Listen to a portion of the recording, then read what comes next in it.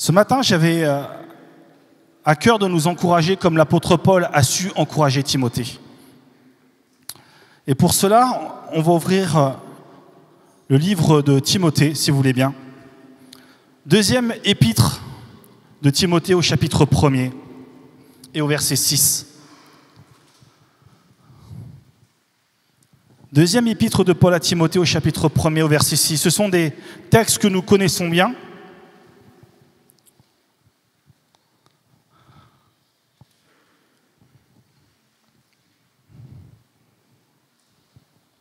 Je lis.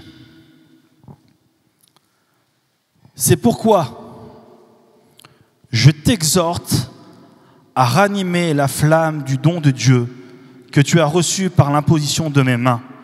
Car ce n'est pas un esprit de timidité que Dieu nous a donné, mais un esprit de force, d'amour et de sagesse. N'aie donc pas honte du témoignage à rendre à notre Seigneur. On le relit ? C'est pourquoi je t'exhorte à ranimer la flamme du don de Dieu que tu as reçu par l'imposition de mes mains, car ce n'est pas un esprit de timidité que Dieu nous a donné, mais un esprit de force, d'amour et de sagesse. N'aie donc pas honte du témoignage à rendre à notre Seigneur. Amen. Ranime la flamme. Si l'apôtre Paul encourage autant Timothée et qu'il lui dit ceci, cela signifie que la flamme peut s'éteindre. La flamme peut s'éteindre. Ranimer, ça veut dire redonner de l'énergie. C'est ça que ça veut dire ranimer. Redonner de l'énergie. Et il y a un mot qui se rapproche énormément du mot ranimer. Et là, je parle sous le contrôle de notre frère Richardson. C'est le mot réanimation. Vous savez ce que c'est la réanimation ? Qui a déjà été dans un service de réanimation ? C'est pas le meilleur endroit, hein ? Qu'est-ce qu'on fait dans un service de réanimation ? On fait tout pour maintenir en vie une personne. Ça sert à ça, le service de réanimation. On fait tout pour que la personne, et merci Seigneur dans le pays dans lequel nous vivons, parce qu'on a un service de santé qui est extraordinaire, mais le service de réanimation sert à sauver des vies. Ce que dit Paul à Timothée là, il dit, Timothée, si tu ne fais pas gaffe, mon enfant, ben en fait, tu vas finir dans cet état-là. Je t'exhorte, je t'invite à ranimer la flamme du don de Dieu que tu as reçu. Quand je méditais sur ce texte, quand je me préparais, je pensais à ce que disait l'apôtre Paul. Je vais le lire. Un texte qui est inspiré du livre d'Ésaïe, qui dit ceci. C'est pourquoi il est dit « Réveille-toi, toi qui dors. Réveille-toi d'entre les morts, et le Christ resplendira sur toi. Veillez donc avec soin sur votre conduite, non comme des fous, mais comme des sages. Rachetez le temps, car les jours sont mauvais. C'est pourquoi ne soyez pas sans intelligence, mais comprenez quelle est la volonté du Seigneur. Ne vous enivrez pas de vin, c'est de la débauche, mais soyez remplis de l'Esprit. » Ce matin, c'est une invitation que Dieu nous donne à nous réveiller. Vous savez, c'est quelque chose que nous portons depuis plusieurs mois avec les frères du Conseil des Anciens, cette notion de réveil, du Saint-Esprit qui vient habiter en nous. Ranime la flamme du don de Dieu que tu as reçu. L'apôtre Paul nous rappelle ceci, réveille-toi, toi qui dors. Est-ce que vous êtes endormis ce matin ?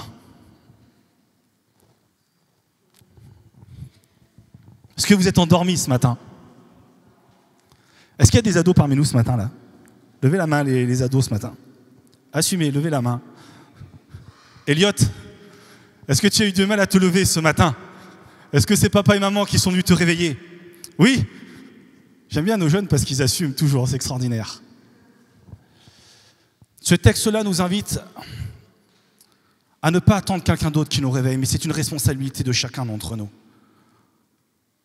L'apôtre Paul dit « réveille-toi ». N'attends pas qu'un frère, une sœur, n'attends pas qu'un ancien, un pasteur vienne et te dise « oh frère, sœur, réveille-toi ». C'est de ta responsabilité. Et c'est la même chose que Paul dit à Timothée quand il dit « ranime la foi », c'est à toi de le faire et il n'y a personne d'autre. On a tendance à trop attendre que quelqu'un vienne ou alors que quelqu'un se mette, à notre disposition. Mais on n'est pas des ados. Nous ne sommes pas des ados. Le Seigneur nous appelle à être des serviteurs, des servantes, des disciples matures. Réveille-toi, toi qui dors. Mon frère, ma sœur, si ce matin tu es endormi, ne sois pas comme Elliot, que j'aime. N'attends pas que papa et maman viennent te réveiller. Mais sois au contraire rempli de l'esprit. Ranime la flamme du don de Dieu. Je te pose la question ce matin, quel don Dieu t'a donné? C'est pas n'importe quoi que Paul demande à Timothée. Il lui demande de ranimer ce qu'il a reçu. Qu'est-ce que tu as reçu de la part de Dieu? Qu'est-ce qui brûle dans ton cœur normalement quand tu sens que Dieu est là dans ton cœur, que la présence de Dieu t'envahit, quand tu pries, quand tu es là dans ta chambre, que tu recherches sa présence, ou que tu es dans la voiture en prière ou dans le train, je ne sais quoi. Qu'est-ce qui brûle dans ton cœur? On connaît tous cette parabole dans l'évangile des talents où un maître est venu donner de l'argent. Les talents, c'était de l'argent à des serviteurs. Et il en a donné quelques-uns de différentes manières parce que Dieu donne comme il le veut, à qui il le veut. Et on voit des exemples, 3 exemples, où ce maître donne 5, puis 2, puis 1. Et ceux qui ont reçu beaucoup se mettent en action, se mettent au travail pour aller chercher davantage. Et on en voit un, celui qui a reçu peu, qui va le cacher. Et un jour, le maître rentre et il demande des comptes. Qu'est-ce que vous avez fait de l'argent que je vous ai donné? Qu'est-ce que vous avez fait de mes biens, des biens que je vous ai confiés? On connaît bien ce texte. Le premier, il vient et dit, Seigneur, j'ai travaillé. Regarde, je ramène le double. C'est bien un bon et fidèle serviteur. Le deuxième se présente, pareil. Regarde, j'ai travaillé. J'ai travaillé pour toi. Je te ramène le double. C'est bien un bon et fidèle serviteur. Et le dernier, vous connaissez l'histoire, qu'est-ce qu'il fait? Il va le déterrer, il l'amène au maître et lui dit « Je sais que tu es un maître dur et exigeant. J'avais tellement peur que j'ai préféré le cacher parce que je n'avais pas envie de le perdre. » Et vous savez ce que va lui dire le maître? T'as rien compris. Regarde les autres. C'est ça que j'attendais.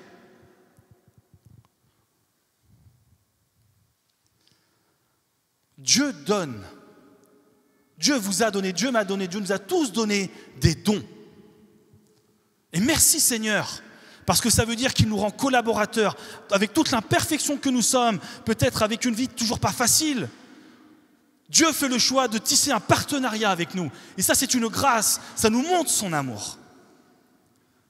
Mais ce que Dieu donne, tu en es gestionnaire.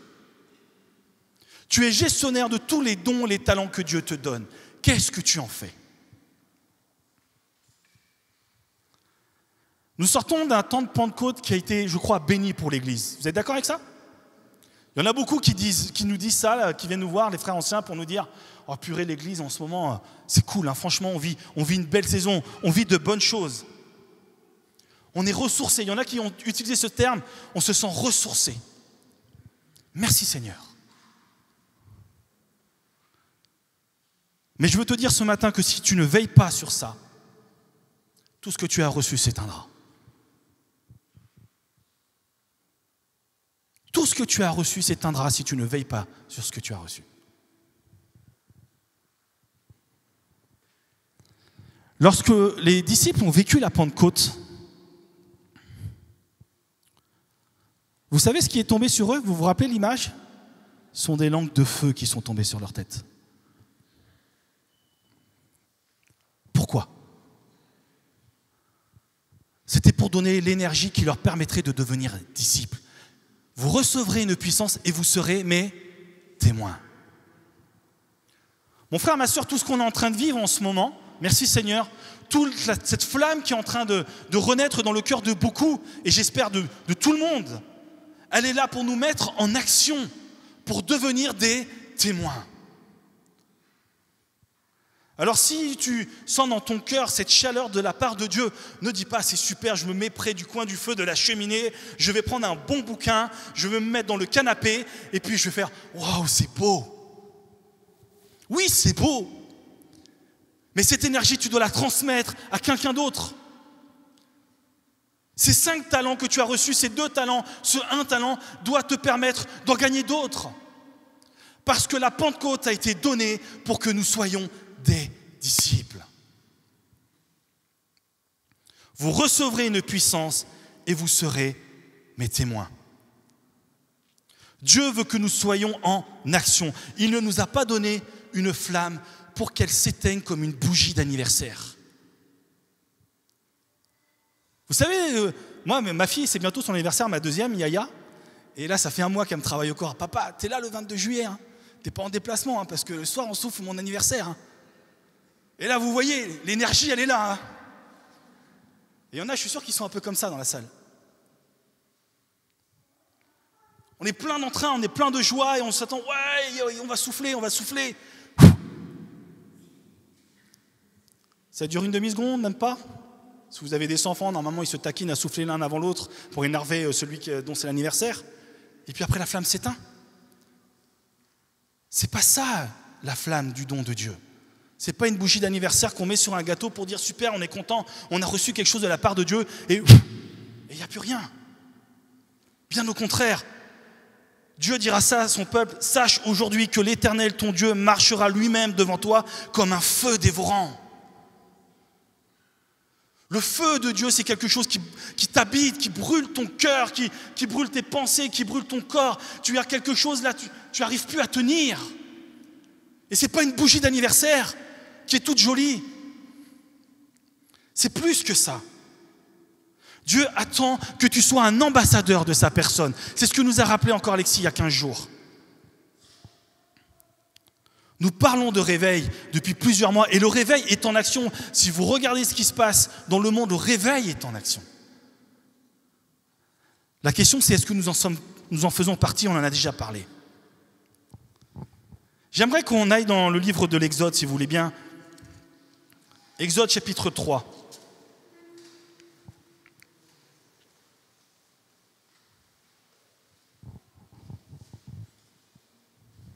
On connaît bien ces histoires.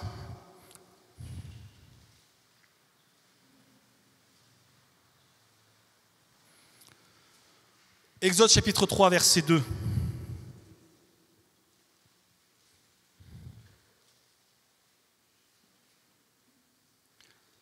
L'ange de l'Éternel lui apparut à Moïse dans une flamme de feu au milieu d'un buisson. Moïse regarda et voici que le buisson était tout en feu, mais que le buisson ne se consumait point.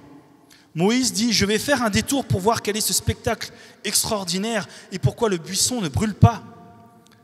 L'Éternel vit qu'il faisait un détour pour voir et Dieu l'appela de l'intérieur du buisson et lui répondit, Moïse, Moïse. Il répondit, me voici. Lorsque Dieu va commencer à vouloir rappeler Moïse, il va allumer une flamme dans un buisson. Et c'est ça qui va attirer l'œil de Moïse. Et c'est ce qui se passe quand on reçoit le feu de Dieu dans la Pentecôte. On est attiré vers lui. On a ce feu-là, on ne se comprend pas. On se dit, mais qu'est-ce qui se passe? Il y a quelque chose qui brûle dans mon cœur. Et là, tu entends la voix de Dieu qui te dit, hé, viens. Viens. Et la plus belle des réponses, c'est ce que Moïse va dire. Me voici. Qu'est-ce que tu réponds, Seigneur? Qu'est-ce que je réponds, Seigneur, lorsque lui, il m'appelle? Dans cette chose qui est extraordinaire, ce spectacle extraordinaire, c'est quelque chose qui dépasse l'entendement lorsque Dieu met dans notre cœur ce buisson qui brûle. Verset 7. L'Éternel dit, j'ai bien vu la misère de mon peuple qui est en Égypte et j'ai entendu son cri à cause de ses oppresseurs, car je connais ses douleurs. Je suis descendu pour le délivrer. Verset 9, pardon. Maintenant le cri des Israélites est venu jusqu'à moi et j'ai vu l'oppression que leur font subir les Égyptiens. Maintenant va, je t'envoie. Waouh! L'appel de Dieu qui résonne dans le cœur de Moïse.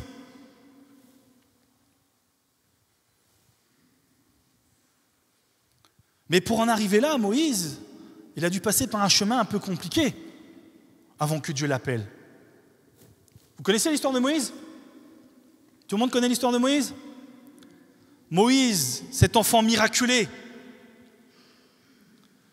qui est né à une époque où on tuait tous les enfants mâles du peuple juif. Ça rappelle un peu des souvenirs il n'y a pas très longtemps. Hein.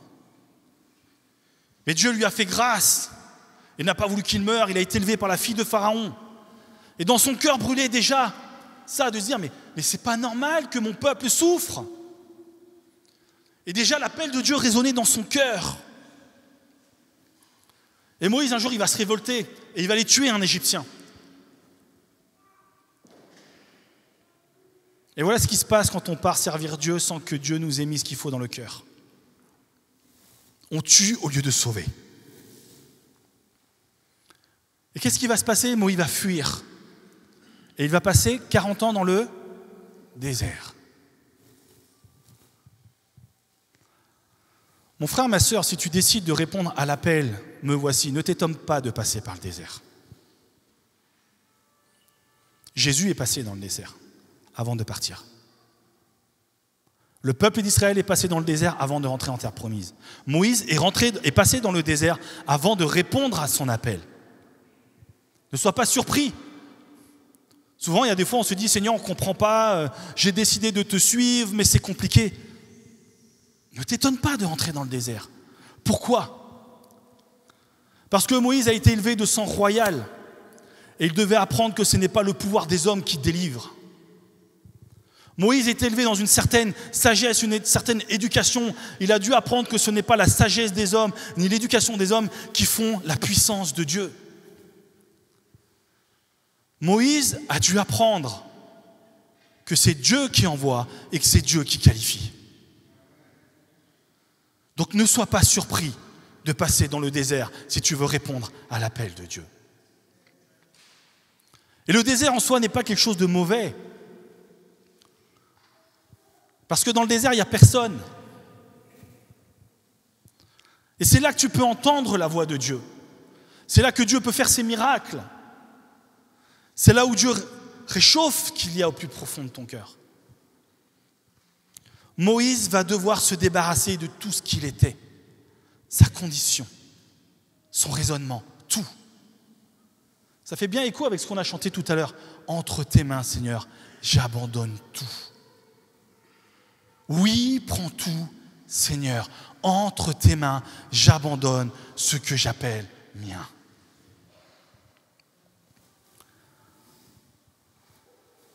Philippiens chapitre 2. Ayez en vous-même les sentiments qui étaient en Jésus-Christ, lequel, existant en forme de Dieu, n'a point regardé comme une proie à arracher d'être égal avec Dieu, mais s'est dépouillé lui-même en prenant une forme de serviteur, en devenant semblable aux hommes, et ayant paru comme un simple homme, il s'est humilié lui-même, se rendant obéissant jusqu'à la mort, même jusqu'à la mort de la croix. Mon frère, ma sœur, si Jésus s'est abaissé et sorti de sa condition, ne croyons pas que nous sommes plus grands que le Maître. Il faut accepter de se laisser dépouiller. Si nous voulons rentrer dans notre appel, si vraiment tu as envie de dire « Me voici, Seigneur », alors Dieu va te conduire dans le désert pour te parler. Dieu va te conduire dans le désert pour te dépouiller. Et ne le prends pas comme quelque chose de négatif. mais prends-le comme quelque chose où Dieu est en train de t'équiper, avec les moyens qu'il veut te donner. Dans ce désert, Moïse va apprendre à ranimer la flamme du don de Dieu qu'il avait reçu. C'est ce qu'est en train de vivre Moïse. Il avait reçu dans son cœur que Israël ne pouvait pas rester esclave. Mais il va apprendre une chose, que ce n'est pas par ses propres forces qu'on fait les choses, mais c'est parce que Dieu souffle sur nous que nous pouvons être utiles entre ses mains et accomplir le don que nous avons reçu.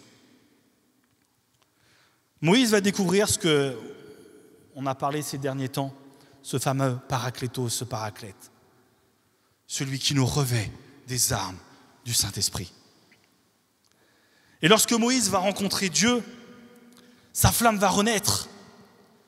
Et vous savez ce qui va se passer après ?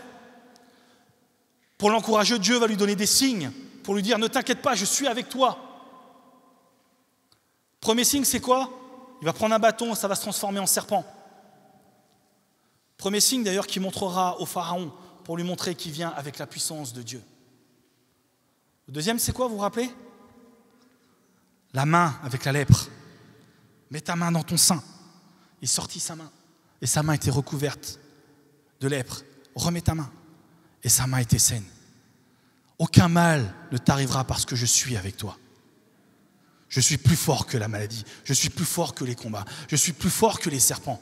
Tu peux les saisir avec ta main, il ne t'arrivera rien. Et tout ça, c'est des choses que Dieu va l'encourager parce que lorsqu'il va se retrouver dans sa mission, c'est exactement ces miracles qu'il va vivre. Parce que tu n'as rien à inventer. Tout ce que tu vas vivre, c'est la puissance de Dieu qui va te le donner.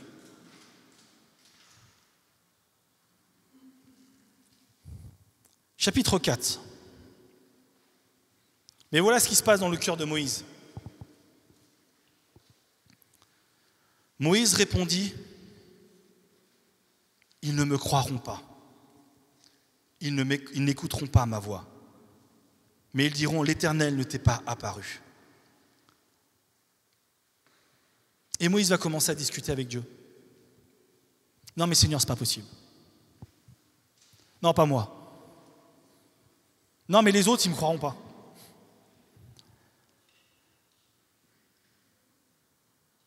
Verset 10.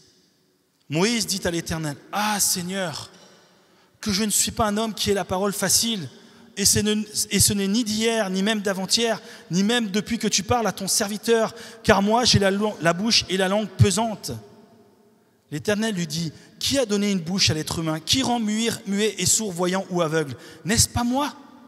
Va donc maintenant. C'est moi qui suis avec ta bouche et je t'enseignerai ce que tu auras à dire. » Moïse dit, « Ah Seigneur, envoie qui tu voudras envoyer. Mais en gros, pas moi. » Verset 14, « Alors la colère de l'Éternel s'enflamma contre Moïse. » Honnêtement, est-ce que des fois on n'est pas un peu comme Moïse ? Seigneur, entre tes mains, j'abandonne tout avec bonheur. Amen. Il a dit, Fabrice, tout à l'heure, ce qu'on a chanté, c'était fort. Donc ça veut dire que tout le monde dans son appel ce matin ? Tout le monde y va ? Je pique un peu. On a une responsabilité, mes frères et sœurs, et ce n'est pas pour être dur, mais on a une responsabilité quand on chante tous ces cantiques. On a une responsabilité vis-à-vis de Dieu. On a une responsabilité vis-à-vis des autorités qui sont dans le ciel. On a une responsabilité vis-à-vis de nous-mêmes. Et ne croyez pas que le diable n'a pas entendu ces paroles-là non plus. C'est très facile de rentrer en discussion avec Dieu. Non, Seigneur, pas moi. Finalement, pas moi. Je n'ai pas les capacités. J'arrive pas, Seigneur, je ne suis pas la bonne personne. Que vont penser les gens de moi ? Seigneur, j'arrive pas à parler, je suis trop timide. Non mais Seigneur, je ne suis pas en accord avec ce qui se passe dans les églises aujourd'hui. Mon frère, ma sœur, tu as certainement raison dans tout ce que tu dis. Et je ne jugerai pas. Parce que Moïse certainement avait des problèmes dans son allocution, il n'arrivait certainement pas à parler. Mais Dieu lui a dit, je suis avec toi, c'est moi qui ferai. Alors ce matin, ne trouve pas d'excuses.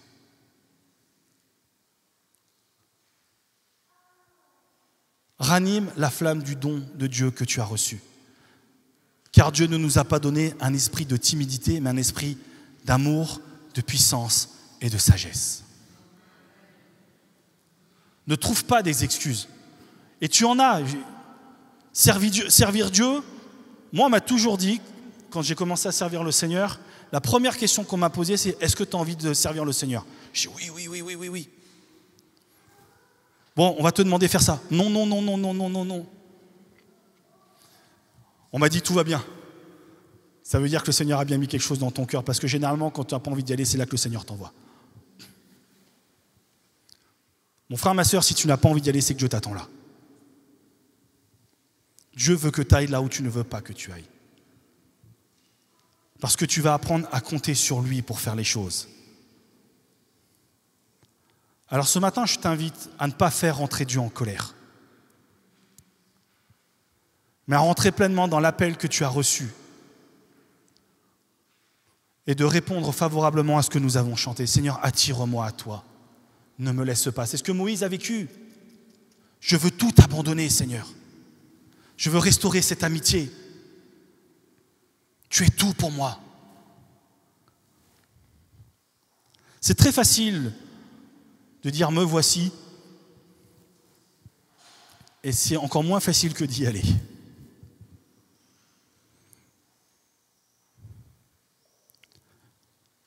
Mon frère, ma sœur, si tu veux vivre le réveil, il faut que tu rentres dans ton appel. Je n'ai pas autre chose à te dire. Si tu veux vivre le réveil dans ta vie, si tu veux faire partie de la bénédiction que Dieu est en train d'envoyer sur la terre en ce moment, Dieu attend que tu rentres dans ton appel. Quel que soit l'appel que tu as reçu,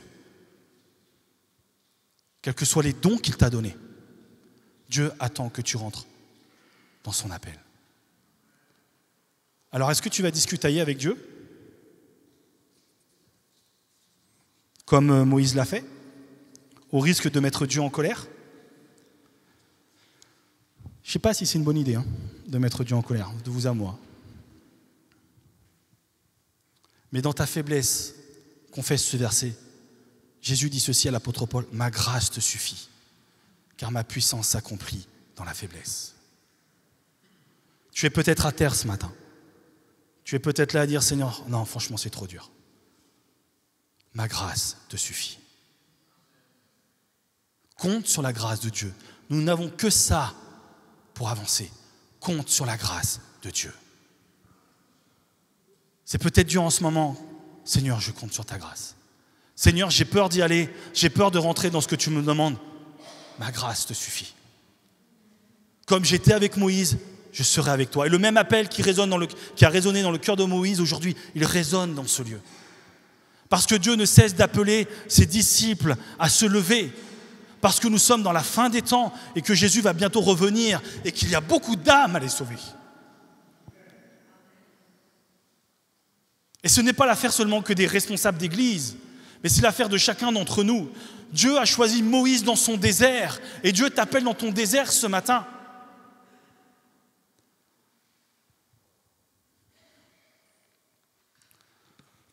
Moïse a mis Dieu en colère à cause de sa persistance à toujours discutailler. Et ceux qui ont des enfants et des ados, vous savez à peu près ce que ça veut dire quand vos enfants parlent à longueur de temps contre vous pour dire « Non, je n'ai pas envie. Oui, je vais le faire plus tard. » Et vous avez votre tension qui commence à monter. Il y a des mamans là qui rigolent là. Frères et sœurs, nous ne sommes pas des enfants. Nous sommes appelés à être des adultes dans la foi. L'apôtre Paul va reprendre, je crois que c'est les Corinthiens en leur disant « Vous en êtes encore au lait alors que vous êtes censés manger de la nourriture solide. » Alors aujourd'hui, si nous voulons que notre Église, cette ville, notre entourage, nos familles, qu'on se retrouve à faire 15 cultes, qu'on change de lieu encore une fois, je ne sais pas, et que le Seigneur fasse ce qu'il a envie de faire, il va falloir qu'on s'implique. Mais qu'on s'implique dans l'appel que chacun d'entre nous avons reçu. et que nous prenions nos responsabilités. Parce que Dieu pourrait faire sans nous. Mais Dieu nous fait cette grâce d'être collaborateur avec lui. C'est une grâce. Et Moïse va vite le comprendre, parce que plus tard dans sa vie, lorsqu'il conduira ce peuple, qui est un peuple difficile à conduire, le peuple d'Israël n'a pas été simple. Moïse était capable d'aller en tête à tête avec Dieu et de parler avec lui comme un ami. Quand tu commences à rentrer dans ton appel avec Dieu, c'est plus maître-serviteur, c'est un ami qui t'accompagne. C'est beaucoup plus fort. Parce que la parole de Dieu nous dit que dans l'épreuve, l'ami se montre comme un frère. Et c'est ça que Dieu est pour nous. Alors ce matin, le choix nous appartient. Le choix nous appartient de dire « j'y vais pas ». Le choix nous appartient d'entendre la voix de Dieu. Je crois que Dieu, j'en me suis même certain, Dieu est en train de réveiller beaucoup de cœurs en ce moment. D'ailleurs, si beaucoup viennent nous voir pour nous dire on est heureux en ce moment, on se sent bien dans l'église, on sent ce rafraîchissement, on sent ce renouvellement, on sent tout ça, mon frère, ma soeur, c'est parce que Dieu est en train de te réveiller. Et il attend de toi que tu prennes ta place. Alors j'aimerais finir avec ce verset. Toujours Paul à Timothée. Veille sur toi-même et sur ton enseignement. Persévère dans ces choses, car en agissant ainsi, tu te sauveras toi-même et tu sauveras ceux qui t'écoutent. Voilà la promesse qui est faite. Tu peux venir, Alan ? Veille sur toi-même et sur ton enseignement. Persévère, car en agissant ainsi, tu te sauveras toi-même et tu sauveras ceux qui t'écoutent. J'avais à cœur de chanter un chant ce matin. C'est un chant qu'on a beaucoup chanté à la jeunesse, justement où on avait ces temps de consécration. Et je vous invite à le prendre comme une prière. Seigneur, je veux consacrer ma vie pour que ton royaume vienne. Je veux être sensible à ta voix. Je veux être dépendant de toi. Me voici. C'est ce qu'a dit Moïse. Je vous invite à le chanter comme une prière si vous avez vraiment envie de rentrer dans ça. Ne vous condamnez pas vous-même. Soyez honnête avec Dieu. Ne dites pas « je chante ça et puis j'y vais pas ». Dieu cherche des gens qui ont un cœur sincère.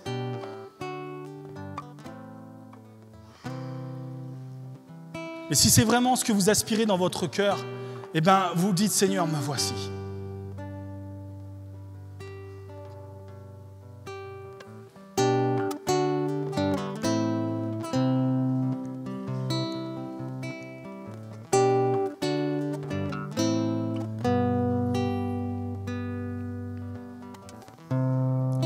Je veux consacrer ma vie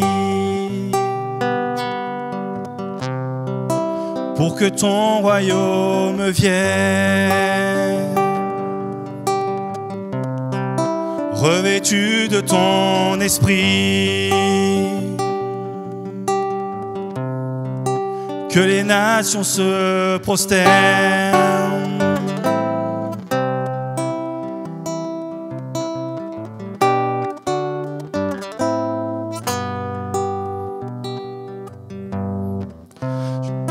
Je veux consacrer ma vie pour que ton royaume vienne, revêtu de ton esprit, que les nations se prosternent. Rends-moi sensible à ta voix, rends-moi dépendant de toi, rends-moi sensible à ta voix, rends-moi dépendant de toi. Me voici, envoie-moi. Me voici, conduis-moi. Me voici, façonne-moi. Fais ce que tu veux de moi. Je veux déclarer au monde qu'il existe une bonne nouvelle. Et même si le flot m'inonde, je chanterai l'essentiel. Chaque jour, chaque seconde, je veux dépendre du ciel. Et même si le tonnerre gronde, je répondrai à l'appel. Me voici, envoie-moi. Me voici, conduis-moi. Me voici, façonne-moi. Fais ce que tu veux de moi. Ce qui est extraordinaire avec Moïse, ce qu'il a vécu, c'est que la flamme qu'il a vue dans ce buisson n'était pas une flamme qui détruisait. Il nous est dit que ce buisson ne brûlait pas, ne se consumait pas. Parce que Dieu, quand il vient dans ton cœur, ce n'est pas pour te blesser, ce n'est pas pour te faire du mal, mais c'est pour te donner toute cette énergie que tu as besoin pour pouvoir avancer. Et c'est dans cela que Moïse ira après, lorsqu'il va commencer à batailler avec Dieu, parce qu'il a compris que Dieu n'était pas contre lui, mais Dieu était avec lui, parce que cette flamme qui brûle dans ton cœur ne te fera aucun mal, mais bien au contraire. Elle est là pour te permettre de te lancer et de partir. Alors ce matin, je ne veux pas qu'on fasse comme d'habitude, on ne va pas lancer un appel. Parce qu'en lisant ce texte, j'ai compris une chose, c'est que Moïse et Dieu, c'était un cœur à cœur. C'est toi devant Dieu qui prends ta décision. Ça ne me concerne pas en fait. Et c'est là où Dieu est quelqu'un, comment dire, de bon et de bienveillant. Il ne te demande pas de t'exposer au reste des frères et sœurs ou de l'église. C'est toi en tête à tête avec lui, en cœur à cœur ce matin, de dire Seigneur, oui je veux y aller, non je ne veux pas y aller.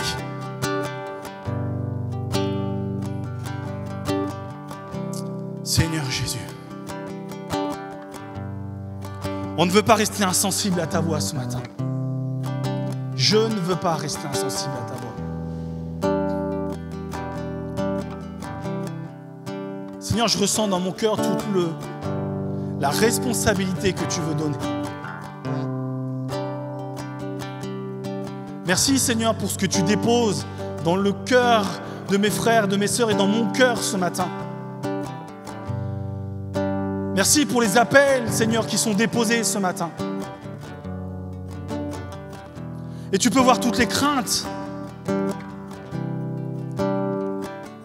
toutes les questions, toutes les peurs, peut-être toutes les souffrances, toutes les incapacités, mais peu importe Seigneur, tu as dit que tu es avec nous, ma grâce te suffit, car ma puissance s'accomplit dans la faiblesse. Seigneur, je veux compter sur ta grâce. Je te prie pour tous ceux qui ont peur d'y aller ce matin, pour tous ceux qui luttent face à l'appel, Seigneur, pour que tu puisses leur donner ces signes qui leur montrent que tu es avec eux et que ce n'est pas n'importe qui les appelle, mais c'est le Dieu Tout-Puissant à qui nous avons consacré notre vie. Seigneur, je veux dire, me voici ce matin. Alléluia, Seigneur. Je te prie, Seigneur, de rassurer. Je te prie d'encourager, de mettre des paroles gravées, Seigneur, que le diable ne pourra pas prendre. Lorsque les temps seront difficiles, lorsque nous serons, Seigneur, dans ce ministère, pour que nous ayons toujours cette foi de te suivre.